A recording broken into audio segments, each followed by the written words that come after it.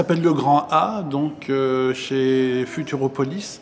Et c'est l'histoire d'un hypermarché au cœur du Pas-de-Calais, le plus grand des hypermarchés de France, dans la région quasiment la plus pauvre de France. Donc on a cherché à comprendre ce paradoxe et expliquer quels étaient les enjeux, la finalité, et qui étaient les acteurs de tout ça en fait. Avec Xavier, on a vraiment envie de parler des gens de chez nous, qui étaient juste là, sous notre nez.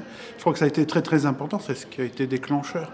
Effectivement, c'est voir presque l'économie dans son quotidien, dans le petit bout de la lorgnette, aller voir au jour le jour ce qui se passait, comment les gens la vivaient, et son impact social, son impact culturel. Je pense que ça peut s'adresser à tout le monde, parce que tout le monde va plus ou moins dans la grande distribution. Donc enfants, lycéens, adultes. Alors enfants, pour des raisons de lecture, c'est pas évident, mais à partir des lycéens et pour les adultes, bien évidemment, bande dessinée est un livre. C'est un livre avec deux écritures, une écriture en dessin et l'autre l'écriture plus classique. Ce médium implique qu'on s'adapte à lui, mais ça, c'est ce qui nous plaisait aussi, parce qu'on montre des choses en même temps et on peut faire passer des choses grâce au dessin.